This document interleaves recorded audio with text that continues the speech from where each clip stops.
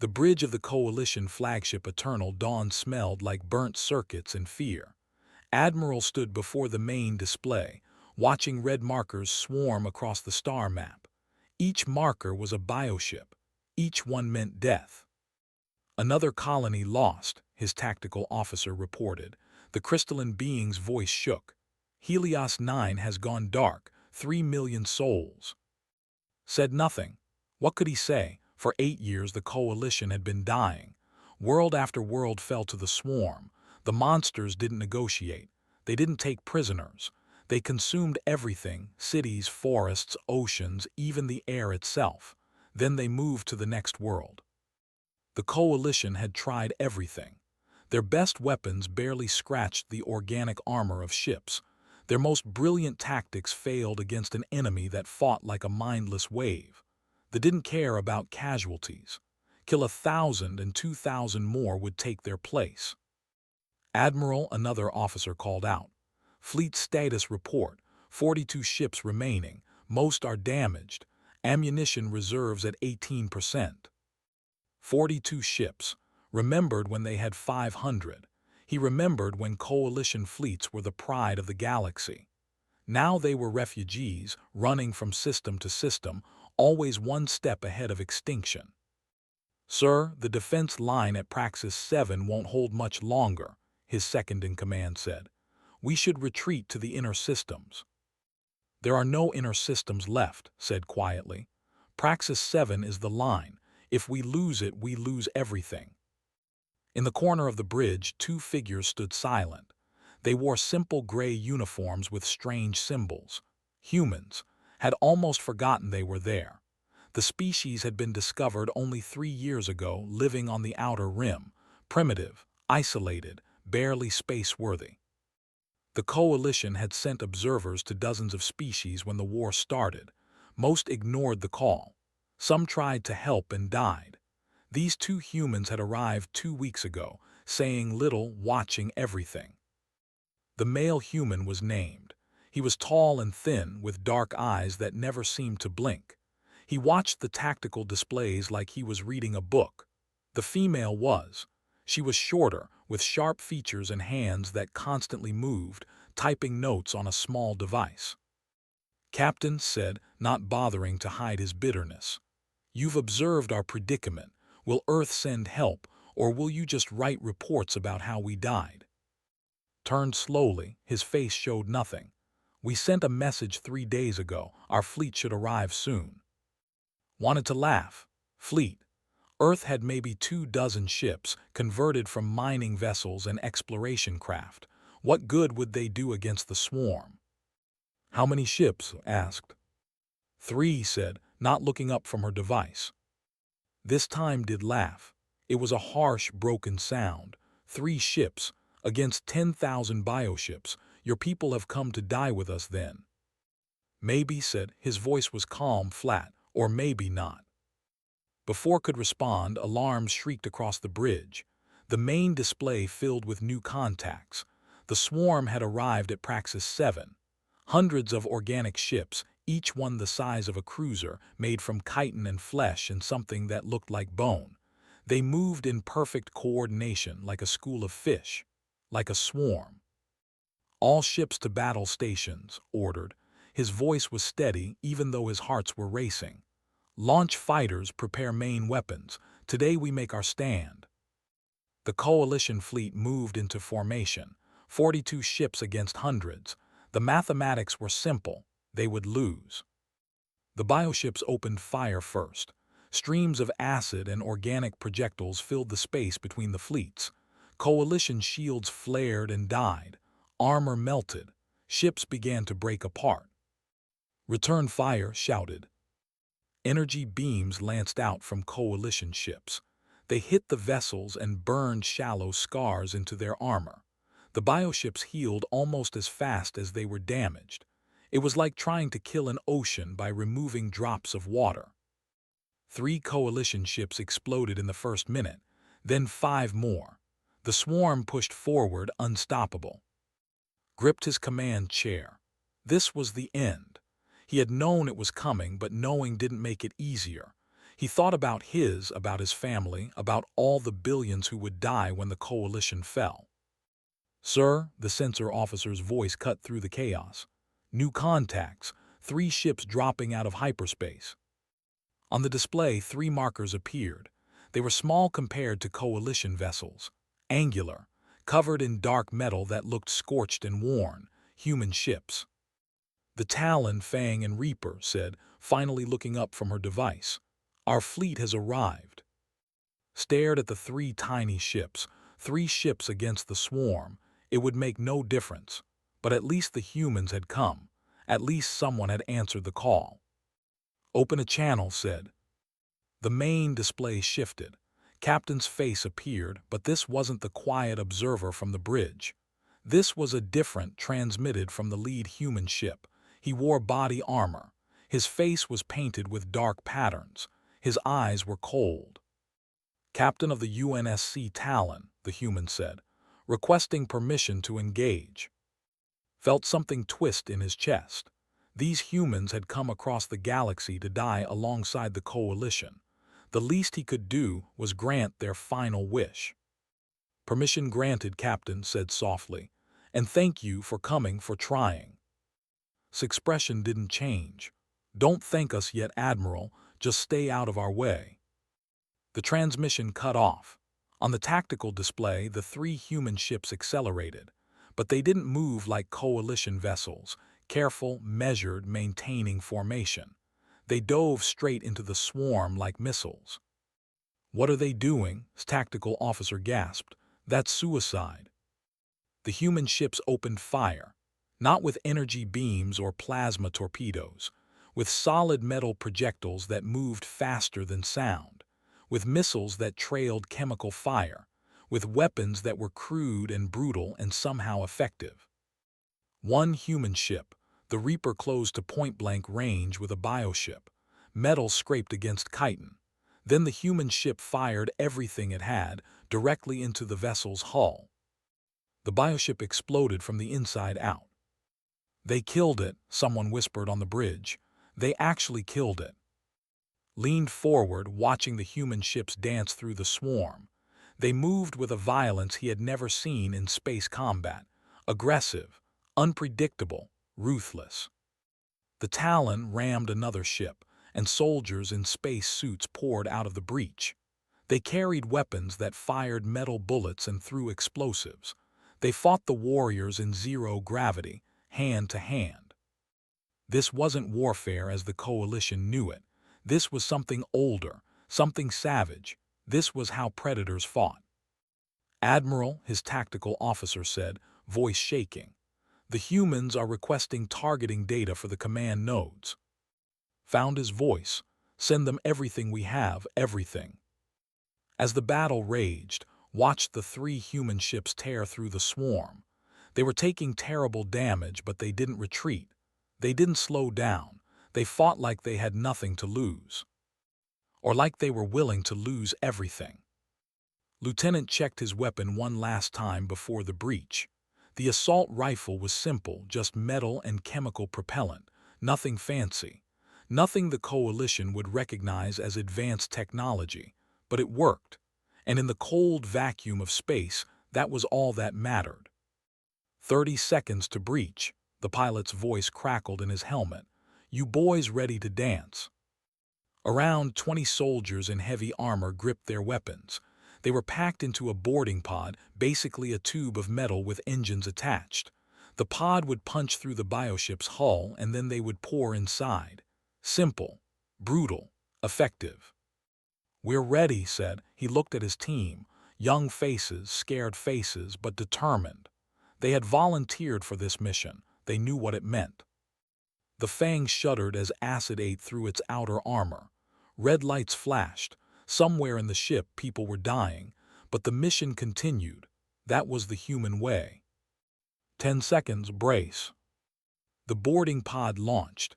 Felt his stomach drop as the pod accelerated. Through the small window he saw the bioship growing larger. The thing looked alive because it was alive. The hull pulsed like skin. Organic weapons tracked their approach. Then impact. The pod's drill head screamed as it chewed through chitin armor. Metal shrieked. The pod shook so hard's teeth rattled. Then sudden silence. Breach successful. Go, go, go. The pod's doors blasted open, led his team into darkness. His helmet light cut through the gloom, revealing walls that looked like the inside of a throat. Everything was wet. Everything was warm. The bioship was a living thing, and they were invading its body. Spread out, standard sweep ordered. Watch for. A warrior dropped from the ceiling. The creature was huge, 3 meters tall, covered in black chitin armor. 4 arms ended in blade-like claws. Its mouth had too many teeth. Fired, his rifle barked, sending metal bullets into the warrior's chest. Chitin cracked. Green blood sprayed. The warrior screamed and charged. 2 more soldiers opened fire. The combined bullets tore the warrior apart. It crashed to the floor, twitching. Contact front, someone shouted. More warriors poured from deeper in the ship. Dozens of them. The corridor became chaos. Gunfire echoed off the organic walls. Soldiers screamed. Warriors shrieked. Threw a grenade, an actual chemical explosive, something the Coalition had banned centuries ago. The explosion was massive in the confined space. Fire and shrapnel tore through 3 warriors. Push forward, yelled. We need to reach the nerve center. They fought through corridor after corridor. The bioship tried to fight back. Walls constricted, trying to crush them. Acid sprayed from hidden organs. The temperature spiked to levels that would kill unprotected beings. But humans had evolved on a death world. Their armor was designed for this. They kept moving. A warrior tackled Corporal. Its claws tore through his armor. Blood sprayed in 0 gravity. The warrior raised a blade to finish him. Grabbed the blade with his bare hand. Bones broke. Blood froze instantly in vacuum, but he held on. With his other hand, he pulled a combat knife and stabbed it into the warrior's throat. Again, again, again. The warrior collapsed, tried to stand, but his leg was gone below the knee. Acid had eaten through it. Leave me, gasped. Complete the mission. Negative, said. He grabbed and pulled him forward. No one gets left behind. They reached the nerve center 10 minutes later. Half the team was dead. Most of the survivors were wounded, but they had made it. The nerve center looked like a brain made of flesh and crystal. It pulsed with light. Bioelectric signals ran across its surface. This was what controlled the ship. Plant the charges, ordered. They placed explosive devices around the nerve center. Simple chemical bombs, nothing sophisticated, but they would work. Charges set. We have 2 minutes, move out. The team ran. Behind them, the bioship seemed to realize what was happening. Warriors swarmed from every direction. The walls contracted, trying to trap them. They fought back to the boarding pod, was still alive somehow. He had used a plasma torch to seal his wounds. His face was gray from blood loss, but he kept moving. 30 seconds, someone shouted. They piled into the pod, hit the launch button. The pod blasted away from the bioship just as the charges detonated. Through the window, watched the ship die. Explosions rippled through its hull. The organic armor peeled back. The ship folded in on itself like a dying animal. Target destroyed, reported, returning to the Fang. Back on the Coalition flagship, Admiral watched the battle in stunned silence. The humans had boarded 6 bioships. All 6 had been destroyed, but the cost was terrible. Stood beside him, still typing on her device. Her face showed no emotion as casualty reports scrolled across the screen. Your people are dying, said quietly. This is madness. This is war, replied. The only kind we know how to fight. On the tactical display, the Reaper was burning. Half its hull was gone. Life support was failing, but its crew kept firing. They sent everything they had into the swarm until the ammunition ran out. Then they rammed another bioship. The explosion was so bright it lit up the entire battlefield. When the light faded, both ships were gone. They killed themselves, whispered. Why? Because it worked, said. Because it saved others, because that's what soldiers do. The battle lasted 6 hours. When it ended, the humans had destroyed 23 bioships. The coalition had destroyed 3. The swarm retreated, confused by an enemy that fought with such violence. But the human fleet was shattered. The Talon was still functional, barely. The Fang was crippled. The Reaper was gone. Of the 3,000 humans who had entered the battle, only 800 were still alive. Captain's transmission came through. His armor was scorched. Blood floated in zero gravity around him, but his voice was steady. Admiral, first engagement successful. We are requesting resupply and repair facilities, and send us coordinates for the next concentration. We're not done yet. Stared at the screen. These humans had lost 2/3 of their people. Their ships were wrecks. They should be broken, defeated, ready to retreat. Instead, they wanted more targets. Captain said slowly, your people fought with great courage, but your losses are unsustainable. Perhaps you should return to Earth then. No, his voice was flat, hard. We came here to end this war. We don't quit. We don't run. Send us the coordinates, Admiral. The transmission ended. Looked at. The human woman was still typing, recording everything. Her fingers never stopped moving. What are you? Asked. What kind of species fights like this? Finally looked up. For the first time he saw something in her eyes. Not fear, not doubt, just cold certainty. We're the species that survived on a planet trying to kill us, she said. We're the species that crawled up from caves and conquered our world. We're the species that looked at the stars and decided they were ours too. She paused. And we're the species that doesn't lose, ever.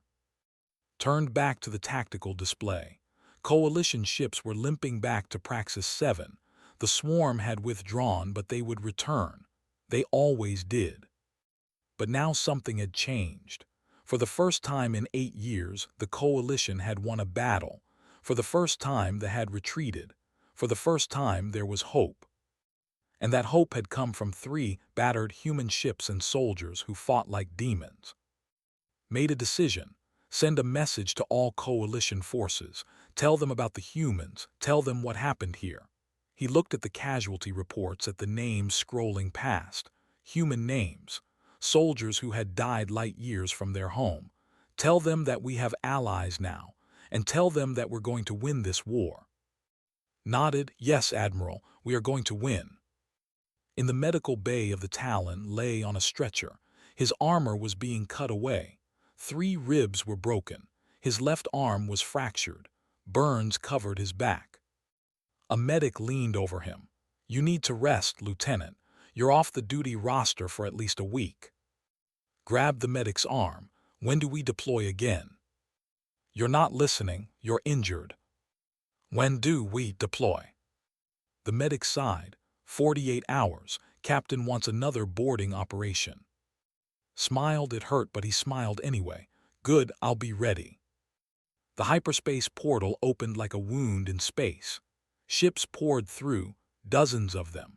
But these weren't sleek military vessels. Admiral recognized converted cargo haulers, mining ships with weapons bolted to their hulls, and colony transports that had been turned into weapons platforms. Admiral, his sensor officer said, I'm reading 47 new human vessels, but the readings are strange. They're carrying weapons signatures I've never seen before. Watched the ragtag fleet take up position. 3 weeks had passed since the first battle. The coalition had been preparing for the swarm's next attack, but the humans had been preparing something else. I'm receiving a transmission, the communications officer said. Colonel of Earth Forces. He's requesting permission to come aboard. Granted, said. He was curious, and more than a little worried. Colonel arrived an hour later. He was a broad man with gray hair and scars on his face. Behind him came 5 other officers. One of them was a woman in a white coat, not military uniform. Admiral said, his voice was rough. We've brought reinforcements. 10,000 soldiers, combat supplies, and specialized weapons. Specialized? Asked. Gestured to the woman. This is Doctor. She's been studying the samples your people collected. Doctor stepped forward. She had bright eyes and a smile that made uncomfortable. She looked excited, like a child with a new toy. They are fascinating, she said. A true hive species, but that means they have weaknesses, biological weaknesses that we can exploit. Exploit how? Asked carefully. Doctor pulled up a holographic display. It showed anatomy, organs, nerve structures, chemical processes. We've developed a pathogen. It targets their respiratory system. Within hours, infected warriors will be unable to fight. Within days, they'll die. Felt something cold in his chest. A biological weapon that violates every coalition treaty on warfare. We're not part of the coalition, said flatly, and we're losing this war, so we're using every weapon we have. Another officer stepped forward. This was Major, a thin man with cold eyes. We've also developed psychological warfare tactics that communicate using pheromone signals and acoustic patterns. We can intercept and broadcast false signals, create chaos in their formations. You want to trick them? Asked. We want to destroy them, said, by any means necessary. Looked at the human officers. They stood there calmly discussing weapons that the coalition had banned centuries ago. Chemical weapons, biological agents, psychological torture. This is barbaric, said quietly. You're talking about war crimes. His expression didn't change. You called for help, Admiral, we answered. We didn't come here to fight a clean war, we came here to win.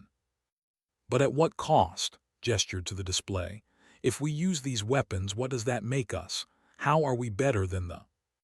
We're alive, said. That's how we're better. The room fell silent, looked at his own officers. They looked disturbed, afraid, but also hopeful, because the humans were right about one thing.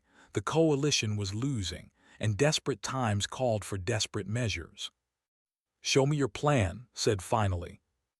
Over the next week, the humans transformed Praxis 7 into a fortress. They placed nuclear mines in space. They set up chemical weapons platforms. They prepared biological weapon delivery systems. And they trained coalition soldiers in human tactics. Watched a training session. Human instructors taught coalition troops how to fight at close range, how to use chemical explosives, how to kill efficiently. One instructor, Sergeant, was demonstrating knife combat. She moved with brutal precision, showing how to cut through armor joints. The goal isn't to fight honorably, said. The goal is to survive. If you have to bite, bite. If you have to gouge eyes, gouge eyes. If you have to use a dead warrior's body as a shield, you use it. Pride doesn't matter, only survival. A coalition soldier raised a hand, but our code of warfare prohibits. Your code is why you're losing, interrupted. They don't care about codes, they don't care about honor, so why should you? Turned away. The soldier was right to question. These weren't the tactics of civilized warfare, but the humans had a point too. They didn't follow rules. Maybe the coalition couldn't afford to either. That evening, met with his senior staff and the human commanders. Doctor presented her findings. The swarm operates on a hierarchical structure, she explained. Queenships coordinate entire fleets using pheromone signals. If we can destroy the queens, the swarm will fragment into confused groups. We know this, said, but the queens are protected by hundreds of bioships. We've never gotten close to one. Because you tried conventional warfare, said. He pulled up a tactical map. We're proposing something different, a deep strike operation. We take our fastest ships, load them with specialized weapons, and punch straight through to the queenship cluster. That's suicide, one of his officers protested. You'd never make it through. Probably not, Major agreed. But we don't need all the ships to make it. We just need one. One ship with enough firepower to destroy a queen. Stared at the map. The humans were serious. They were proposing a suicide mission, a one-way trip into the heart of the swarm. "How many casualties?" asked quietly. Assuming standard survival rates, looked at his notes. 60 to 70% losses. "That's unacceptable." "That's war," said. "Every soldier who signs up for this mission knows the risks. They volunteer anyway." "Why?" demanded. "Why would anyone volunteer for certain death?" Met his eyes. "Because if we don't do this, everyone dies. At least this way our deaths mean something." A coalition officer stood up. "I cannot support this plan. It violates everything we believe about warfare, about honor, about the value of life." "Sit down," said softly. "But Admiral—" "I said sit down." His voice was harder now. He looked around the room. "The human is right. We're losing. We've lost dozens of worlds, billions of lives. Our honor hasn't saved us. Our codes haven't protected us. Maybe it's time we fought the way our enemy fights." "You're talking about becoming monsters," the officer said. "No," replied. "I'm talking about surviving. Colonel, you have my authorization. Prepare your operation." Nodded. "We'll need some of your ships. Volunteers only." "You'll have them." As the meeting ended, stood alone on the bridge looking at the stars. He thought about his career, 40 years of service. He'd always fought with honor, always followed the codes, but where had that gotten them? Captain approached. The human had been silent during the meeting. Now he stood beside. "Having doubts, Admiral?" asked. "Should I?" Turn to him. "Am I making the right choice? Using biological weapons, sending soldiers on suicide missions?" "I don't know," said honestly. "But I know what happens if you don't. The win, everything ends." "And if we win, what does that make us?" Was quiet for a moment. "Alive," he said finally. "It makes us alive. You can worry about morality later, after we survive." Wanted to argue, but he couldn't, because deep down he knew the human was right. The swarm returned 2 days later. Thousands of bioships dropped out of hyperspace. But this time, the coalition was ready. The humans deployed their weapons. Biological missiles streaked toward formations. Within hours, entire groups of bioships began to lose coordination. Their crews were dying from the pathogen. Psychological warfare broadcasts filled the combat zone. Fake pheromone signals. False retreat orders. The swarm, always so coordinated, began to fracture. And the coalition fleet, trained in human tactics, fought with new ferocity. They used chemical weapons. They deployed nuclear mines. They fought dirty. The battle was brutal, but for the first time the coalition didn't just survive. They pushed back. The swarm retreated, confused and bloodied. In the aftermath, doctors studied the results. The pathogen worked better than expected, and the psychological tactics caused massive disruption. She smiled. "We can win this war." But didn't smile. He looked at the casualty reports. Coalition soldiers had died using human tactics. They had won, but at the cost of their values. Colonel found him later. Second thoughts. "Constant thoughts," admitted. "We won today, but we used weapons we swore never to use. We fought in ways we said we never would. What does that make us?" "Survivors," said. "And that's what matters. You can rebuild your honor after the war, but first you have to survive the war." Nodded slowly. The human was right, but that didn't make it easier. "Your people frighten me," Colonel said. "You fight without hesitation, without mercy, like you've done this before." "We have," said quietly, "on our own world for thousands of years. Humans have been killing humans since we learned to make weapons. We know war, we know violence, it's in our blood. And yet you came here to help us." "Because we also know what it's like to face extinction," said. "And we know that sometimes the only way to survive is to become the monster." He paused. "Doctor has finished analyzing the command structure. We're ready for the deep strike, ready to end this." Looked at the stars. Somewhere out there the queen ships waited. The heart of the swarm. If the humans could destroy them, the war might end. But the cost would be terrible. How soon? Asked. We launch in 3 days. Major will lead the operation. 20,000 soldiers, 50 ships. Met his eyes. One-way trip. I understand, said. May your gods watch over them. We don't ask for God's help, said. We do it ourselves. The fleet gathered in the darkness beyond Praxis 7, 50 ships, 20,000 soldiers, all volunteers, all knowing they would probably die. Major stood on the bridge of the lead ship, Vengeance. The vessel had once been a colony transport. Now it was packed with weapons, explosives, and enough antimatter to crack a planet. Around him, his bridge crew worked in silence. They knew what was coming. Major, the communications officer said, all ships report ready, awaiting your order. Looked at the tactical display. The home cluster was deep in enemy territory. They would have to fight through wave after wave of bioships. The odds of survival were almost zero.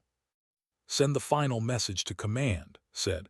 Tell Admiral we're beginning Operation Reckoning. The message was sent.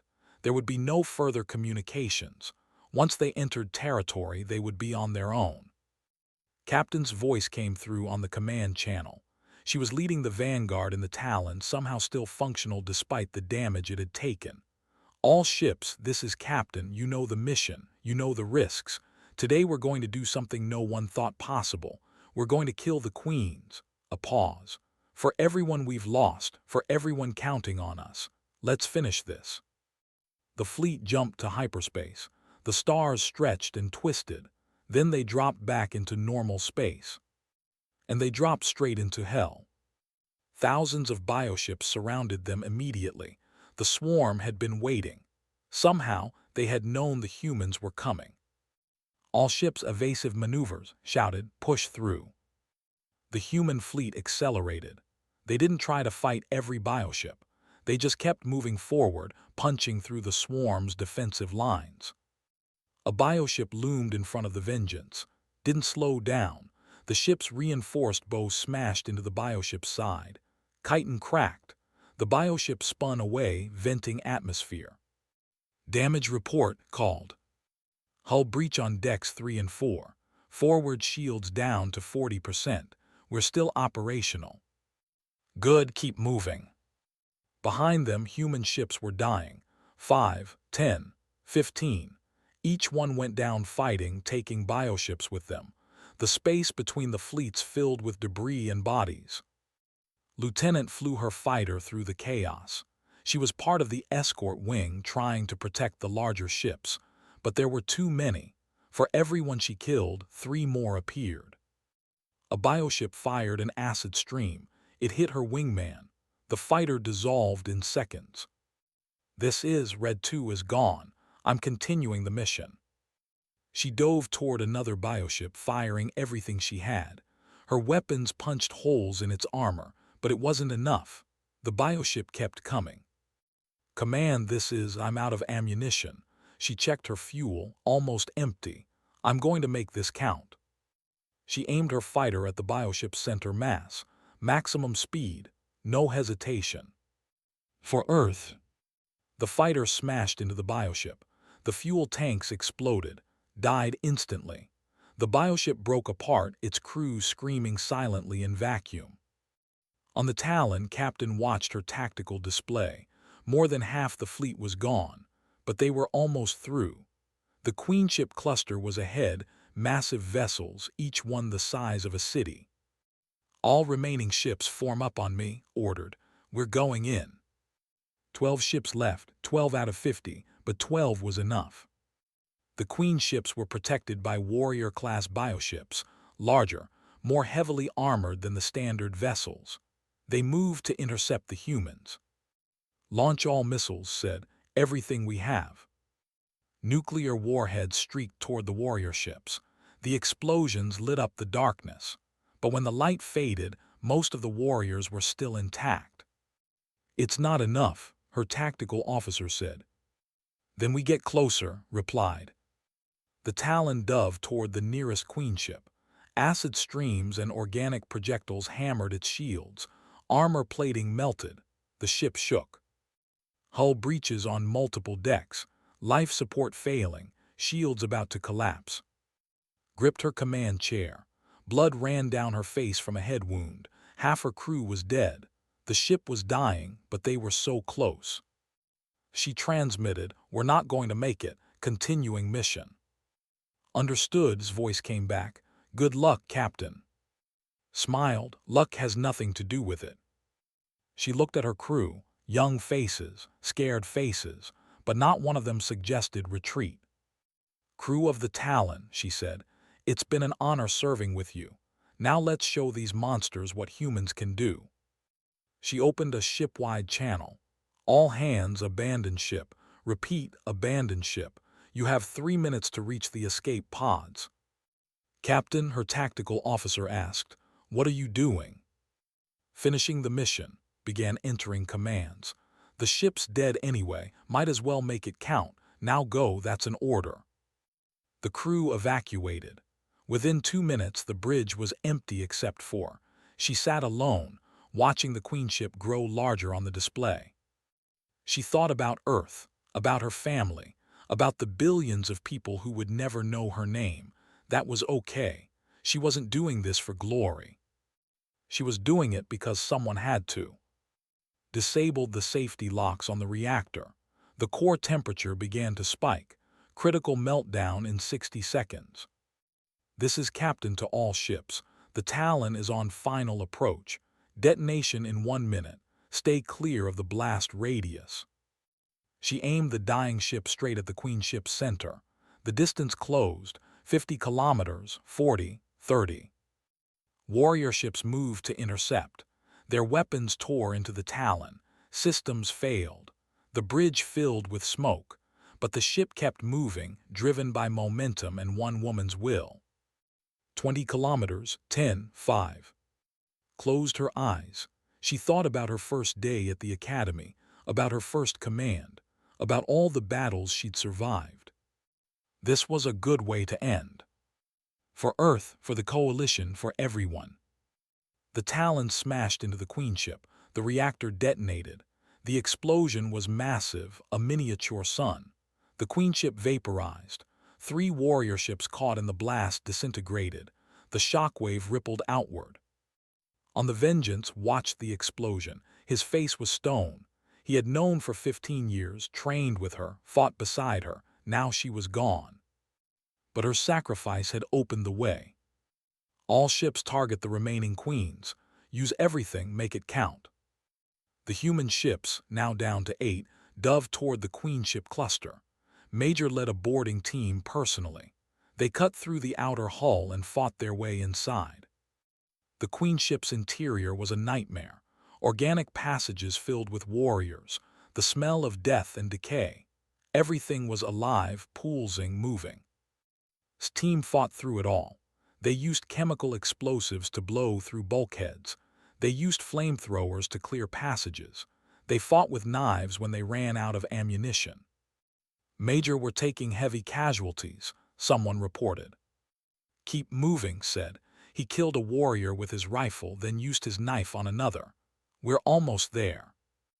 They reached the Queen's chamber. The Queen herself was massive, bloated with eggs. Warriors surrounded her, protecting her. "Plant the charges on her," ordered. "Cover me." His team engaged the warriors. The fighting was vicious. Hand-to-hand combat in tight spaces. Soldiers died screaming. Ran toward the Queen. Warriors tried to stop him. He shot 2, stabbed a third. A warrior's claw tore through his armor. Blood poured out, but he kept moving. He reached the Queen. She made a sound, something between a scream and a song, calling for help, commanding her warriors to protect her. Attach the antimatter charge directly to her body. The timer was set, 5 minutes. Charges placed, fall back, fall back. The team retreated. Half didn't make it. The warriors were everywhere, desperate to stop them. Was the last one through the breach. A warrior grabbed his leg. He turned and shot it point blank. Then he pulled himself through and sealed the breach. We're clear. Detonate in 4 minutes. The Vengeance pulled away from the Queen ship. Other human vessels were finishing their own attacks. Nuclear weapons, biological agents, antimatter bombs. They threw everything at the Queens. The first Queen ship exploded, then the second, then the third. Across the swarm, confusion spread. The pheromone command stopped. The coordination vanished. Suddenly, thousands of bioships had no orders, no direction. They began to scatter. On the Coalition flagship, Admiral watched the battle through long-range sensors. He saw the human fleet disappear into the swarm, saw the explosions, saw the Queens die. The humans did it, someone whispered. They actually did it. All ships commanded. Full attack, the swarm is vulnerable, push forward. The Coalition fleet, which had been holding position, now charged. They hit the confused forces with everything they had. Without the Queens, the swarm couldn't coordinate. They began to fall apart. On the Vengeance, watched the tactical display. 8 ships had made it out, 8 out of 50. 4,000 survivors out of 20,000. Major, the communications officer said, we're receiving a message from Admiral, he says. He says we won. The swarm is retreating. We won. Slumped in his chair, his injuries were catching up to him. Blood loss, shock, exhaustion. Good, he said quietly. That's good. He thought about Captain, about the 16,000 soldiers who hadn't made it back, about Lieutenant and her final transmission. They had won, but the cost was terrible. Send a message to command, said. Tell them Operation Reckoning was successful. The Queens are dead. The swarm is broken. He paused. Tell them we're coming home. Around him, his bridge crew began to cheer, but couldn't join them. He just sat there, thinking about all the empty chairs, all the names that would be added to the memorial. They had won the war, but he wasn't sure if victory felt like this should feel. Outside the ship, the swarm fled into the darkness. The war that had lasted 8 years was finally ending. And humanity had paid for that ending in blood. 6 months had passed since Operation Reckoning. 6 months since the Queens died. 6 months since the war ended. Admiral stood on the bridge of the Phoenix, the new flagship of Earth's fleet. Yes, Admiral now. They had promoted her after the battle, after everything. She looked different than she had at the war's beginning. More scars, gray hair at her temples even though she was only 35, eyes that had seen too much death. The Phoenix was approaching the Coalition capital world. Below, the planet gleamed blue and green. Beautiful, peaceful. Hard to believe that just months ago, this world had been preparing for extinction. Admiral, her communications officer said, we're receiving clearance to land. The Galactic Council is ready for the ceremony. Nodded the ceremony. They were going to give medals, make speeches, celebrate the victory. She wasn't sure how she felt about that. Prepare the shuttle and make sure Major is ready. Appeared a few minutes later. He walked with a limp now, injuries from the Queen ship boarding that hadn't healed quite right. But he was alive. That was more than most could say. Ready for this? Asked. No, said honestly, but we're going anyway. They took the shuttle down to the capital. The city was massive, built by a dozen different species. Towers reached into the sky. Gardens covered entire districts. It was everything Earth wasn't, old, established, peaceful. The ceremony was held in the Grand Hall. Thousands of Coalition representatives filled the chamber. Every species, every world. They all stood when and entered. Admiral met them at the entrance. The old reptilian looked tired but alive. Admiral, Major, welcome. Thank you for the invitation, said formally. It's the least we could do, gestured toward the chamber. They're all here to honor your people, to thank you for what you did. We just did what needed to be done, said quietly. That's what makes it remarkable, replied. The ceremony began. A Coalition chancellor spoke about the war, about the dark years, about how the galaxy had nearly fallen. Then he spoke about humanity's arrival, about their sacrifice, about their victory. 75,000 humans came to fight, the Chancellor said. Only 22,000 returned. They gave everything to save species they had never met, worlds they had never seen. They asked for nothing in return. He called in forward. Medals were presented, words were spoken, the crowd applauded. But barely heard it. She was thinking about Captain the other, the one who had died ramming the Queenship. She was thinking about Lieutenant, about End, about the 53,000 names carved on a memorial back on Earth. After the ceremony, there was a reception. Coalition leaders wanted to meet the human heroes, to shake their hands, to thank them personally. Found a quiet corner and stood there, holding a drink she didn't want. Joined her. They don't understand, said. They think we're heroes. They don't know what we really are. And what are we? Asked. Survivors, killers, people who did terrible things because we had no choice. Was quiet for a moment. Do you regret it, any of it? Thought about that. I regret that it was necessary. I regret everyone who died, but would I do it again? He nodded. Yes, because the alternative was extinction. Admiral approached them. May I speak with you both privately?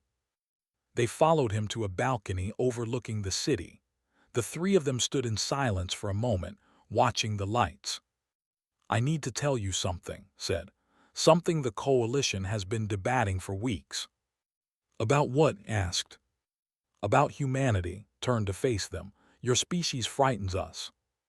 Wasn't surprised, because of how we fight. Because of what you are, gestured to the city. The Coalition has existed for 10,000 years. We have rules, codes of conduct. We believe in honor, in restraint, in the value of life. Then you arrived. And we broke all your rules, said. Yes, you used biological weapons, chemical weapons, nuclear weapons. You fought with a brutality we haven't seen in. You sent soldiers on suicide missions. You killed without hesitation. Paused. You won. So what are you saying? Asked. That we should apologize, that we should have let the win. No, shook his head. I'm saying you showed us something uncomfortable. You showed us that our codes, our honor, our restraint, they only work when your enemy shares them. They didn't, and we were losing because of it. So we're useful monsters, said bitterly. You're survivors, corrected. You come from a harsh world. You evolved fighting for everything. Your entire history is warfare and struggle. That made you into something we're not, something more dangerous, more ruthless, more willing to do what must be done. Looked at the city, at the peaceful lights, at the species who had never known real hardship. You're afraid we'll turn on you, now that the war is over. Some are, admitted, but most of us are just unsettled. We're not sure what to do with a species like yours.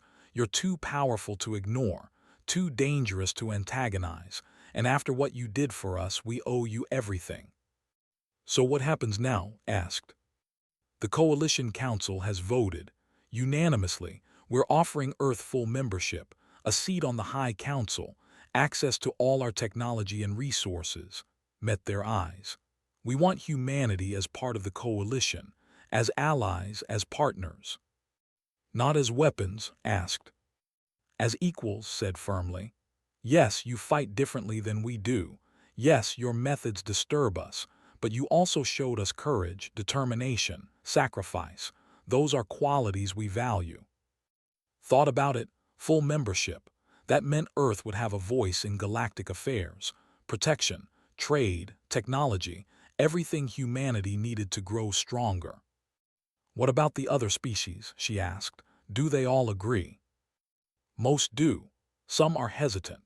But after watching you save the galaxy, most have decided that having humans as friends is better than having humans as enemies. Smart choice, muttered. Smiled slightly. I thought so too. He became serious again. But I need to know something from you personally. Will humanity honor the Coalition's laws? Will you restrict the weapons you used in the war? Will you fight with restraint in the future? was quiet for a long moment. Then she said, "We'll honor your laws as long as we can. We'll fight with restraint when possible. But if another threat comes, something like and you ask for our help," she met his eyes, "we'll do whatever it takes to win, just like before." Nodded slowly. "That's what I thought you'd say. And honestly, that's what I was hoping for, because if another threat comes, we'll need warriors like you. We'll need humans." They stood in silence watching the city. Somewhere below, coalition species celebrated. They danced and sang and thanked their gods for survival. They had forgotten what it meant to fight for existence, to struggle, to suffer. But humanity remembered. Humanity would always remember. "I want to show you something," said. She pulled up a hologram from her personal device. It showed a stone wall. On it, 53,000 names were carved. "The memorial?" asked. "Yes, every human who died in the war. We visit it before every deployment to remember, to understand what war costs." She looked at. "You think we're ruthless. Maybe we are, but we never forget the price. Every name on that wall reminds us that war isn't glorious. It's not honorable. It's just necessary sometimes." "And you're willing to pay that price again," said. "If we must," replied. "That's what it means to be human. We survive, no matter the cost." Later that night and returned to the Phoenix. The crew was celebrating. News of Earth's membership in the coalition had spread, but went to her quarters and sat in the darkness. She thought about everyone who had died, everyone who would never see this victory. She thought about the methods they had used, the weapons, the tactics, the terrible choices. Had it been worth it? 53,000 lives, biological weapons, chemical warfare, suicide missions, all to save species they barely knew. Her door chimed. "Come in," she said. Entered. He didn't turn on the lights. He just sat down across from her. "Can't sleep either?" he asked. "No." "Me neither." Was quiet for a moment. "Do you think we did the right thing?" "I think we did the only thing," said. "Right or wrong doesn't matter when extinction is the alternative." "That's what scares me. How easy it was to make those choices. How little we hesitated." "We hesitated," said. "We just didn't let it stop us." Nodded. "The others don't understand, the coalition species. They think we're heroes, but we're not. We're just soldiers who did what soldiers do. We fought, we killed, we survived." "And 53,000 didn't," added quietly. "No, they didn't." They sat in silence. Outside the ship, the coalition capital world rotated slowly. A world that would have died if humans hadn't come. A world that existed because 22,000 soldiers were willing to do terrible things. Asked if we'd fight with restraint in the future, said. "I told him we'd try, but if another threat comes, we'll do it again," finished. "Whatever it takes." "Yes. That's what makes us human," said. "We don't quit, we don't surrender, we fight until we win or die trying." "And that's why they fear us," said. "Good," replied. "Fear keeps people honest, fear keeps them from making mistakes." Stood and walked to the window. Below the planet gleamed, beautiful, peaceful, alive. "We saved them," she said. "But we also showed them what we're capable of. They'll never forget that. They'll always wonder if we might turn those weapons on them someday." "Will we?" asked. "Thought about that. Only if they force us to, only if they threaten Earth or our people, but I hope it never comes to that. I hope we can be allies, partners, friends. But if we can't, then we'll survive," said, "like we always do, no matter what." Stood and walked to the door. Before leaving, he turned back. "For what it's worth, I'm glad you made it through. A lot of good people didn't." "I know, I think about them every day." "So do I." Paused. "Sleep well, Admiral." "You too, Major." When he was gone, pulled up the memorial hologram again. 53,000 names. She read them slowly, one by one, remembering, honoring. These were the people who had saved the galaxy, not the politicians making speeches, not the council members handing out medals. These soldiers, These warriors, these humans who had given everything, made a promise to them, to all of them. If humanity ever fought another war, she would remember what it cost. She would remember that every name on a memorial represents a life, a family, a future that would never happen. But she also promised that if another threat came, another extinction event, humanity would answer the call. They would fight, they would sacrifice, they would win. Because that was what humans did. That was what they had always done since the first humans picked up stones and defended their caves. They survived, they adapted, they overcame. And now the galaxy knew it too. The war was over. Humanity had won. But the galaxy had learned a lesson it would never forget. Humans were not like other species. They came from a world that tried to kill them every day. They had climbed from caves to stars through blood and determination. They were survivors. They were warriors. They were ruthless when necessary, merciful when possible, and utterly unstoppable when threatened. And now they were part of the coalition, equal members, allies and partners. Smiled slightly. It was a cold smile, a survivor's smile. "Welcome to the galaxy," she said softly to the stars. "Hope you're ready for us." Because humanity had arrived, and the galaxy would never be the same.